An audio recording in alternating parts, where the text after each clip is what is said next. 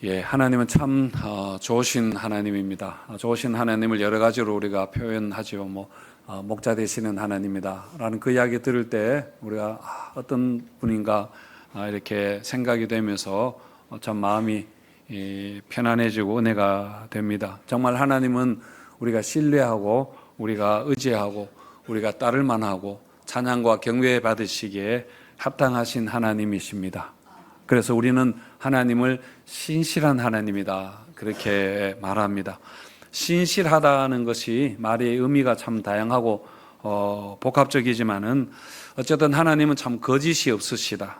그리고 변함이 없으시고 약속하신 것은 하나님은 반드시 이루신다는 의미로도 우리가 신실하시다 그렇게 말하고, 우리가 어려울 때에 우리를 진리의 말씀으로 위로해 주시고, 그리고 우리가 기도하면 하나님께서는 또 우리의 그 기도를 들어주십니다. 여러 가지로 참 하나님은 신실하신 하나님인데, 이런 신실하신 하나님을 믿고 그 하나님을 경험한 사람들은 또한 신실한 사람이 되어 갑니다.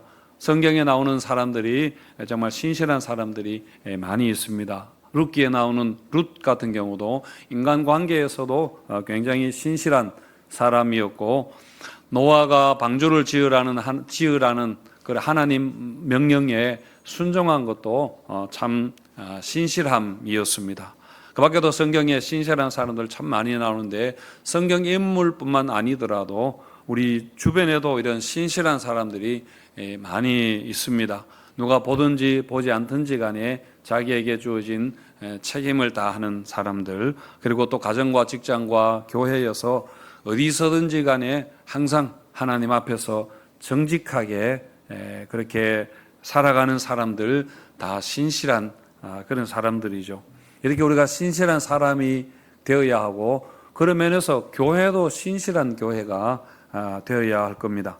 자, 그렇다면 신실한 교회가 무엇인가를 우리가 생각할 때에 여러 가지 측면에서 우리가 볼 수 있겠으나, 어쨌든 교회가 겉과 속이 같아야 한다 입니다. 그러니까 우리가 믿는 것하고 우리가 사는 것하고 일치되어야 하는 것입니다.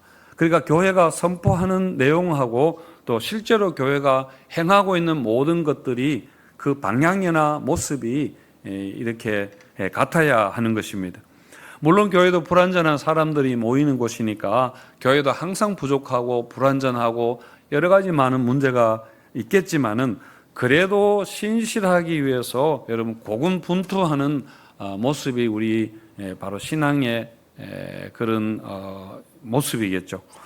그래서 우리가 누구인지, 그리고 우리가 어떻게 해야 되는지에 대해서 항상 우리는 목적을 알고 있어야 되고, 우리가 방향을 알고 그렇게 있어야 되고, 그리고 그 방향으로 계속 나가려고 우리가 몸부림을 쳐야 한다고 생각합니다.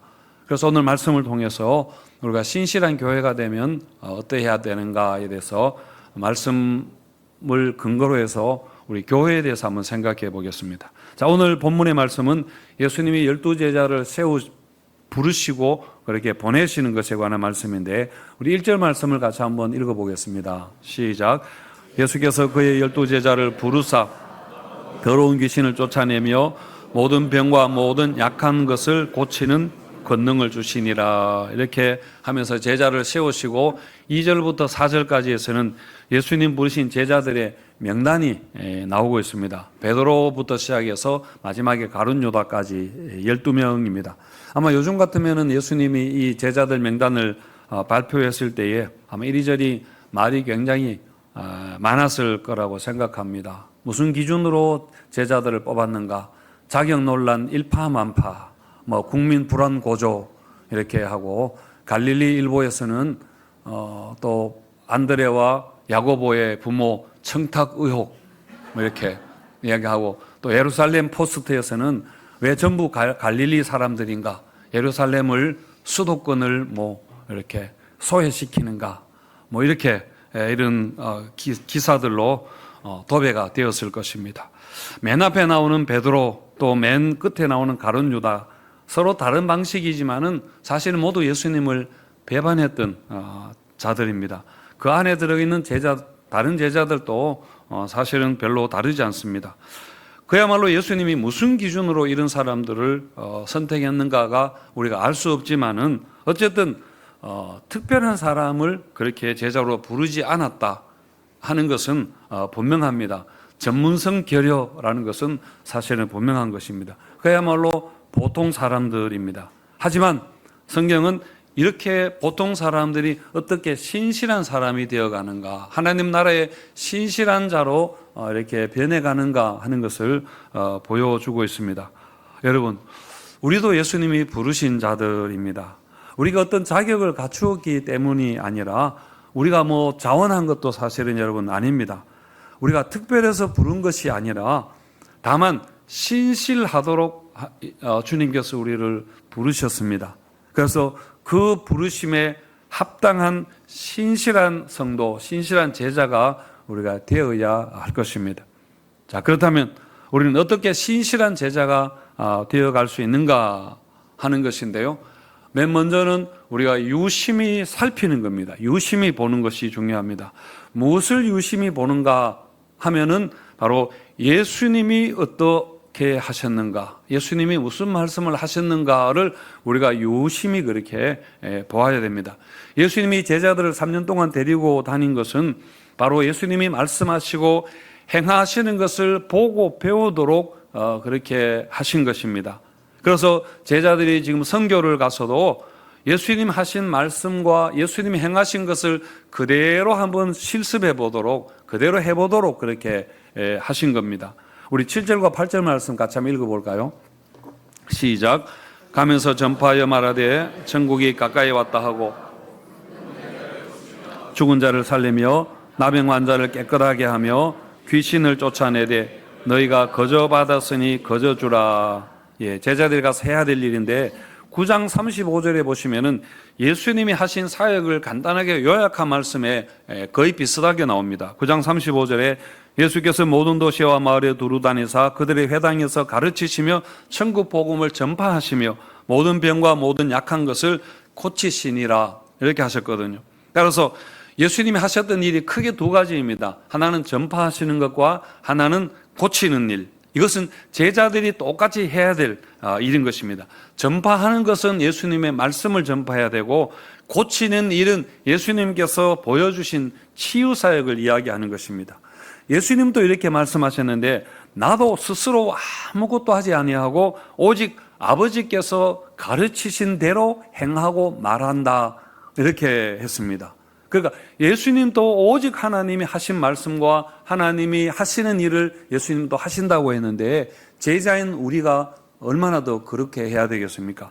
그래서 신실한 교회가 되려면은 먼저 예수님이 하신 말씀과 예수님이 행하신 일을 우리가 유심히 살펴보고 그것이 무엇인가를 우리가 분명히 알아야 되겠습니다. 이름 있는 우리 프랜차이즈 기업들은 퀄리티 컨트롤, 그러니까 품질 관리를 아주 철저하게 그렇게 하지요. 바로 브랜드의 이미지 때문에 그렇습니다. 그런 점에서 교회도 품질 관리가 굉장히 생명입니다.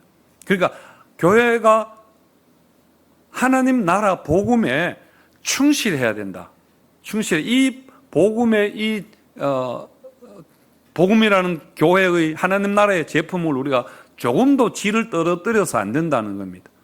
그리고 예수님 하신 일을 해야 하고 예수님께서 하신 말씀을 그대로 우리가 교회마다 그렇게 해야 되는 것이죠. 여러분, 우리는 하나님 나라의 가맹점들입니다. 우리가 세상을 보고 따라가는 것이 아니라 예수님 하신 말씀과 예수님 하신 일을 유심히 보고 우리가 그대로 닮으려고 해야 되는 것입니다. 우리 9월부터 이제 훈련 양육 프로그램 시작하게 되는데 그것을 통해서 여러분 예수님을 유심히 한번 그렇게 배우고 그래서 예수님이 시키는 것을 하는 그런 제자들 되시기를 바랍니다. 자, 그리고 신실한 교회가 되려면은 예수님 말씀하신 또 선교 지침을 잘 따라야 합니다. 예수님은 드디어 제자들을 이제 보내십니다. 이제 곧 예수님께서 떠나가실 것이기 때문에 제자들에게 그 사역을 교회를 넘겨주시려고 이제는 실습을 보내는 것과 같은 것입니다. 이렇게 예수님께 보냄받은 자들을 뭐라고 하는가? 하면은 사도들이라고 그렇게 부릅니다. 사도라는 것은 보냄을 받은 자라는 그런 헬라어 의미인데요. 그래서 여러분 1절에 보시면은 1절에는 12제자라고 부르다가 2절에서는 또 12사도라고 그렇게 바꾸어 나오는 것을 보게 됩니다. 여러분 제자와 사도가 비슷하지만은 또 구분할 수 있습니다. 일단 예수님의 12제자는 12제자 말고도 많은 제자들이 70명의 제자들도 있었고 120명의 제자들도 있었고 많은 제자들이 있었지만은 사도는 오직 12명밖에 없습니다. 그리고 또 사도들은 일반적으로 예수님을 따르는 자들이 아니라 특별한 임무를 받은 그런 자들. 그러니까 공식 제자가 일반 명칭이라면은 사도는 공식 직함을 이야기하는 것입니다. 그렇다면 여러분, 교회는 제자일까요? 사도일까요? 물론 이 질문 자체가 그렇게 중요한 것은 아닙니다만은, 물론 교회는 당연히 예수님의 그 제자들입니다. 그러나 엄밀하게 이야기하자면 교회는 사도적이라 그렇게 할 수 있습니다. 그래서 교회의 4가지 속성 중에 4번째가 뭐냐면은 교회의 사도성입니다. 우리는 하나의 거룩한 보편적인 사도적인 교회를 믿습니다. 그렇게 신앙 고백이 있는데요. 분명히 교회는 사도적, 특별한 임무를 가진 그런 예수님의 제자들이라는 말입니다. 여러분, 교회가 사도적이라는 것은 오늘 본문에서 예수님이 제자들을 보내서 하게 하신 것을 그것을 하는 주님이 주신 그 사명을 행하는 것을 말합니다. 여러분, 교회의 방향이 세상을 향해서 이렇게 나가는 그 방향인 것입니다. 여러분, 복음을 전하고 이 정말 얼마나 아픔과 깨어진 이 세상 아닙니까? 이 세상을 복음으로 고치고 치유하고 하나님의 나라가, 하나님의 다스림이 임하도록 그렇게 하는 일에 쓰임받고, 그리고 또 교회가 삶으로, 교회가 행동으로 복음을 보여주어야 됩니다. 예수님을 그대로 그렇게 보여주는 것을 이야기합니다. 이렇게 선교 사명적 교회가 되는 것이 바로 신실한 교회가 되는 것입니다. 그리고 예수님은 제자들을 보내시면서 이제 몇 가지 지침을 주셨는데, 먼저는 사역의 범위를 정해 주셨죠. 사마리아인들이나 이방인들에게 가지 말고 이스라엘의 잃어버린 양에게 가라, 먼저 그렇게 말씀을 하셨는데, 이것은 성경 전반에 걸쳐서 나오는 유대인 우선권을 이야기하는 것입니다. 자, 그리고 나서 숙식 문제와 같은 것들에 대해서도 이걸 어떻게 해결해야 되는가에 대해서 말씀을 주셨는데, 우리 9절과 10절 말씀을 읽어보겠습니다. 시작. 너희 전대에 여행을 위하여 배낭이나 두벌옷이나 신이나 지팡이를 가지지 말라. 이런 일꾼이 자기 먹는 것 받는 것이 마땅함이니라. 먼저 돈이나 두벌옷 같이 그렇게 많이 가지지 말고 가볍게 여행하라. 그렇게 했습니다. 이것을 우리가 꼭 문자적으로 이해하기보다는 복음을 전하는 데 방해가 되는 것은 복음의 방해가 된다. 그 말입니다. 복음이라는 것이 너무 중요한 절대적인 가치를 가진 귀한 것이기 때문에 혹시 이 복음이 덮이거나 흐려지거나 해서 안 되는 것이고, 사람들이, 복음을 들어야 될 사람들이 복음이 아닌 다른 것에, 예를 들면 돈과 같은 물질적인 것을 보고 반응하지 않도록 하라. 그것이 전도자의 책임이라는 그런 이야기입니다. 우리가 선교하면서 사람들의 환심을 사기 위해서 선물을 많이 그렇게 가져가기도 하는데요. 우리가 그렇게 할 필요가 없습니다. 복음은 그 자체로 너무 가치 있는 것이기 때문에 복음에다가 다른 거 이렇게 끼워 팔게 할 필요가 없다는 그런 이야기입니다. 또 가난한 사람들을 보면 우리가 동정심이 생겨가지고 막 그렇게 뭔가를 퍼주려고 하는데 그렇게 할 필요가 없다는 것이죠. 장기적으로 그게 선교에, 복음에 여러분 도움이 되지 않습니다. 오히려 사람들의 마음을 우리가 흐려놓을 수 있고 그 토양을 산성화시켜버릴 우려가 있기 때문에 하고 싶더라도 굉장히 조심해서 정말 해야 될 것만 하는 절제도 우리가 필요한 것이죠.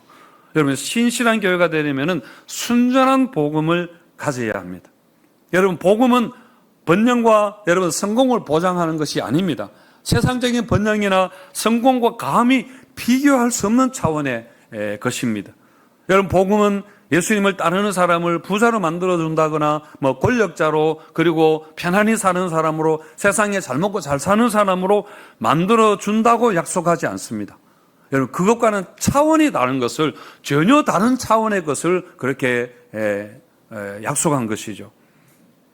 그리고 또 돈이나 두벌 옷이나 신발이나 지팡이 같은 것들 많이 가지지 말라, 그렇게 하는 것은 전도자도 여러분 아무것도 가지지 않음으로써 철저하게 하나님의 공급하심을 의존하라, 그것을 경험하라고 그렇게 하시는 것입니다. 이걸 믿음 선교, 페이스 미션이라 그렇게 뭐 선교에서는 부르기도 하는데요. 여러분, 실제로 선교에서 이렇게 하는 것은 굉장한 도전입니다. 이것은 정말 믿음, 확실한 믿음과 또 이런 경험이 없으면은 사실 하기 힘든 것이죠. 그래서 우리는 믿음의 삶을 이렇게 살아보아야 됩니다. 무엇을 먹을까, 무엇을 입을까 염려하지 말고 하나님의 나라와 그 뜻을 구할 때에 정말 하나님께서 그 모든 것을, 이런 다른 것들, 돈이나 옷이나 배낭이나 지팡이 같은 것들을 너에게 더하시리라, 공급하시리라 하는 것을 우리가 믿고 그렇게 살아가는 것, 한번 살아보는 것, 여러분, 이게 바로 믿음인 것이고 이게 제자의 삶이라는 겁니다. 그런데 보시면 누가복음에서는 또 다르게 이야기하는데, 누가복음 22장 35절과 36절 우리 같이 한번 읽어볼까요? 시작. 그들에게 이르시되 내가 너희를 전대와 배낭과 신발도 없이 보내었을 때에 부족한 것이 있더냐?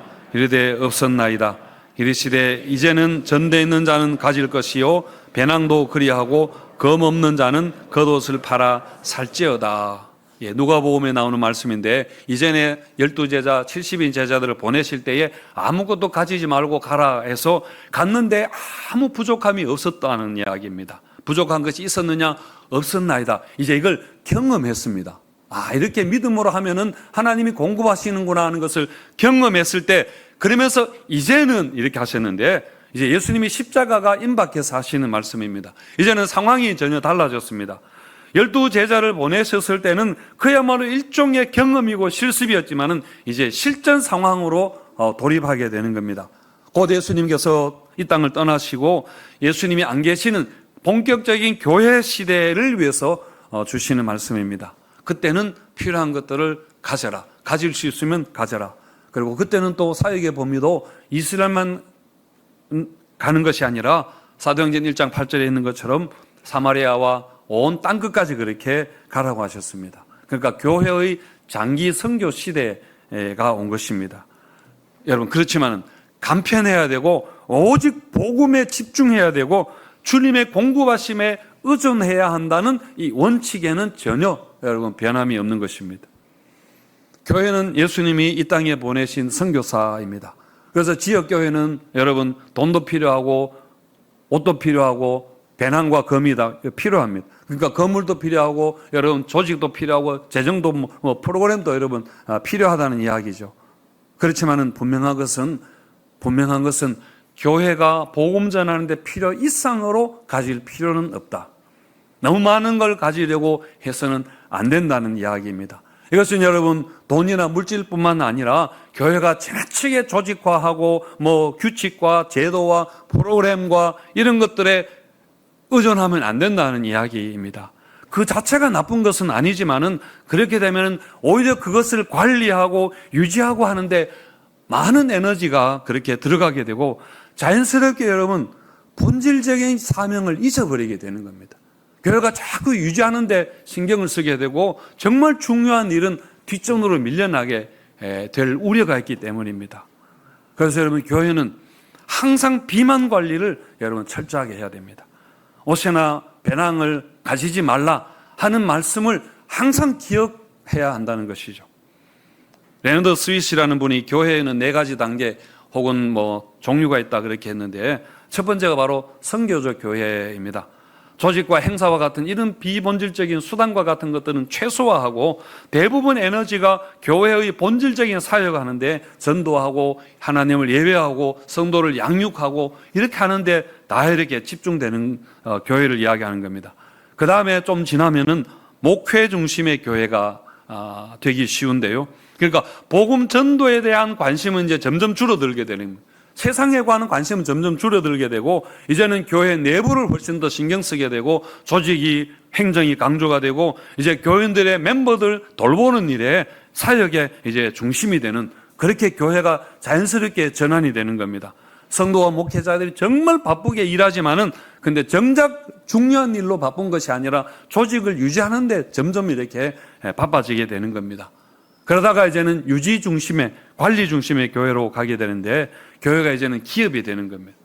교회가 이제 어떻게 하면은 이제 이렇게 상품을 이렇게 할 것인가 뭐 이런 그리고 이제 그 다음에는 시간이 지나면은 박물관 교회가 된다 하는데 뭐 굳이 말하지 않아도 박물관 교회가 뭔가 우리가 잘 아실 거라 생각합니다.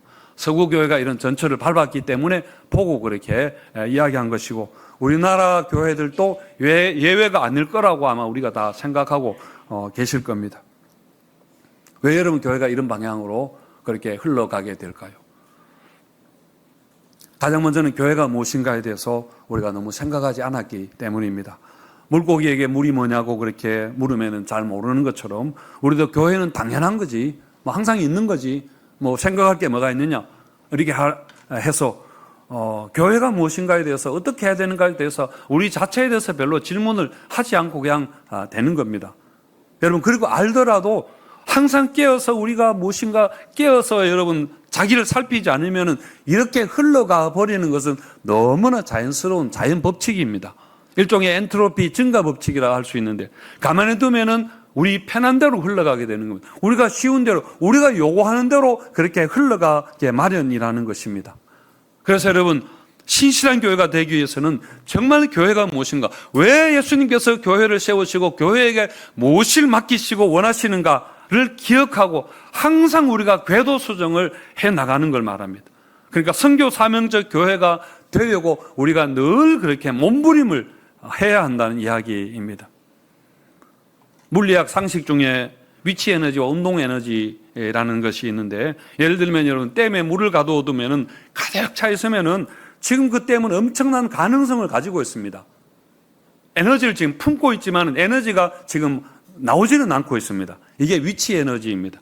하지만은 댐에 수문을 열어서 이제 물을 방류하게 되면은 이제 그 터빈을 돌려서 많은 전기가 생산이 되고 또 댐 아래의 농가 밭에 그리고 생활용수 같은 것으로 굉장히 이제 많은 생산하는 그런 것들을 만들어내게 되는 거죠. 이게 바로 위치 에너지가 운동 에너지로 바뀌게 된 걸 이야기합니다. 여러분 교회가 내부적으로도 해야 될 일이 굉장히 많이 있습니다. 가만히 있으면 그야말로 많은 가능성을, 무궁한 가능성을 가만히 가지고 있는 것입니다. 그런데 여러분 교회가 할 일이 굉장히 많습니다. 내부적으로 마치 블랙홀처럼 모든 에너지를 다 빨아들일 만큼 여러분 해야 할 일들이 굉장히 많이 있습니다. 아까 일부 예배를 마치고도 어떤 성도님이 저를 찾아와서 이제 이야기를 했는데 그래서 기도해 드리는데 너무 들으니까 마음이 사정이 안타까웠습니다. 그 제 마음이 정말 무너지는 것 같아서 우리 교인들이 이렇게 힘들게 살아가는데 생각하니까 설교에 자신이 없어지더라고요. 뭐 교회가 어떻고 뭐 선교적 교회라고 이야기하는 게 교인들에게 무슨 관심이 있을까 하는 그런 뭐 마음이 막 제가 혼란이 일어났었는데요. 정말 우리가 살아가는 삶이 이렇게 척박하고 힘들고 하지만은 그렇다고 여러분 교회가 항상 이것만 하다 해도 여러분 끝도 없이 해야 되는 일입니다. 물론 안 한다는 이야기 아니고 소홀히 한다는 이야기 결코 아닙니다만은 그래서 교회가 항상 이렇게 그러면서도 교회가 무엇으로 가야 되는가 하는 것을 우리가 생각해야 되는 거죠. 교회가 여러분 문을 열고 세상 밖으로 그렇게 나가야 하고 그러면은 큰 힘을 여러분 생산하는 에너지가 여러분 생기게 되고 정말 그 에너지가 온 세상을 복음으로 푸른 그런 동네로 그렇게 만들 수 있을 것입니다. 그래서 여러분 교회는 위치 에너지를 운동 에너지로 그렇게 여러분 바꾸어야 합니다. 교회 안에 계시는 이 모든 복음의 능력이 성령 역사가 세상 밖으로 흘러가서 이 세상을 변화시키도록 그렇게 온 교회들이 그렇게 해야 된다는 이야기입니다. 정말 발전을 해서 세상을 환하게 비추는 그런 세상의 빛이 되어야 되는 것이죠. 여러분 배가 항구에 가만히 있으면 가장 안전합니다. 뭐 문제될 게 있겠습니까? 하지만 배를 만든 목적은 그게 아닙니다. 여러분 마찬가지로 여러분, 교회는 거친 파도를 헤치면서 복음을 싣고 그렇게 목적지를 향해서 나아가야 합니다. 그 항해 동안에 많은 어려움이 있겠으나 그렇다고 항구에 머물러 있을 수는 없지 않습니까? 교회는 그것을 위해서 항구에 안전하게 머물러 있으라고 그렇게 교회를 세운 게 아니기 때문입니다. 이번 여름에 우리 청년부에서 경기도 이천에는 한 시골 교회를 방문해서 2박 3일 동안 농촌교회와 그 마을 주민들을 섬기고 그렇게 왔습니다. 함께 갔던 이현주 전사님한테 제가 이야기를 들었는데 그 이야기 들었을 때 제가 굉장히 감동이 되고 가슴이 뛰었는데 또 시간이 지나니까 그게 또 많이 식어버렸는데요. 청년들이 그 동네에 갔을 때에 정말 온 동네가 들썩였다고 합니다. 사진을 보시면은 갔던 청년들이고요. 계속 넘겨주세요. 예, 같이 갔던 우리 권사님들, 집사님들, 예, 교회이고요. 예, 네일 아트 하는 집사님. 예, 기도하고 형광등갈 가고 이렇게 했는데, 그러니까 그 마을에 젊은 청년들 나타난 게 완전 하나의 사건이었습니다. 오랜만에 한국 사람들이 그 외국의 열방의 부족 마을에 처음 나타난 것처럼 젊은 사람들이 거의 없는 동네였는지, 그래서 청년들 방문을 환영합니다라고 그렇게 플래카드도 붙여놓고, 그리고 이왕중앙교회 목사님이 거기에서 사역을 선교사님처럼 사역을 굉장히 잘 했습니다. 그래서 가정마다 무엇이 필요한지 형편을 다 알아서 조사를 다 해놓아서 청년들이 가서 무엇을 하면 되겠다를 다 알려준 것입니다. 그래서 방충망을 갈고 LED 등을 갈아주고 밭에 풀을 뽑는 우리 형제들도 있었고 나무를 베기도 하고, 그리고 집집마다 방문해서 우리 자매들이 가서 말동무를 해주고 또 기도하고 이렇게 했는데 모두가 너무너무 좋아했다고, 온 동네가 오랜만에 그렇게 전체가 다 모였다는 겁니다. 또 오랜만에 이런 젊은 청년들 만나니까 얼마나 이뻤겠습니까? 원래 우리 청년들이 굉장히 이뻤는데 또 그 이쁘다는 걸 여기서는 안 알아주는데 거기 가서 알아주니까 너무 이렇게 정말 이쁜가 싶어서 신이 나서, 그리고 사랑을 가득 담고 그렇게 돌아왔다고, 은혜를 정말 많이 받고 돌아왔다고 그렇게 들었습니다. 또 우리 권사님과 집사님이 가서 함께 협업한 것도 참 좋은 일이었습니다. 그리고 청년들이 어제도 갔습니다. 어제도 가서 방충망도 그때 다 못한 거 해주고 또 AS 서비스 하는 것처럼 가서 잘 계시는지를 돌아보고 그렇게 왔는데요. 여러분, 비록 가까운 데 갔지만은 12제자가 선교 여행한 것도 여러분 이와 비슷합니다. 우리 청년들이 가서 비록 귀신을 쫓아내고 병을 고치고 그렇게 하진 않았지만은 쫓아낼 귀신도 아마 없었을 텐데, 하여튼 주의 사랑을 가지고 여러분 복음을 가지고 복음의 마음을 가지고 가서 그 사람들을 섬겼을 때에 정말 피차간의 큰 기쁨을 그렇게 얻게 되었습니다. 우리가 해외 단기 선교 가서도 꼭 이렇게 하시면 됩니다. 우리가 뭔가를 하는 게 아니라 거기에서 일하고 계시는 선교사님을 도와서 그렇게 사랑으로 섬기는 것이 여러분 단기 선교입니다. 이것이 바로 신실한 교회에 대한 작은 한 가지 예를 제가 말씀드린 것입니다. 누가복음에도 보면 제자들이 사역하고 돌아와서 기뻐하며 돌아왔다 그렇게 했는데요. 우리 교회가 이 지역에서 아니면 청년들처럼 또 필요한 여러 가까운 지역에 가서 이렇게 복음과 사랑을 나누는 그런 사역을 하고, 우리 가정과 우리 자녀들에게도 여러분 마찬가지입니다. 우리가 살리는 생명의 사역을 우리가 할 필요가 있습니다. 우리 자신들을 위해서 우리가 신앙생활을 하는 것보다는 세상과 이웃을 위해서 사랑과 복음을 여러분 나누는 것입니다. 그러면 우리에게 기쁨이 충만하게 될 것이고, 정말 신앙이 무엇인가를 우리가 경험하게 되고, 그곳에서 일하시는 살아 역사하는 하나님을 만나게 되는 것이고, 그리고 또 그렇게 할 때에 여러분 교회가 살아나게 되는 줄을 믿으시기를 바랍니다. 이 사명을 잘 감당해서 정말 주님께 잘하였다, 착하고 충성된 종아 칭찬받는 우리 교회와 성도님들 되시기를 축원드립니다.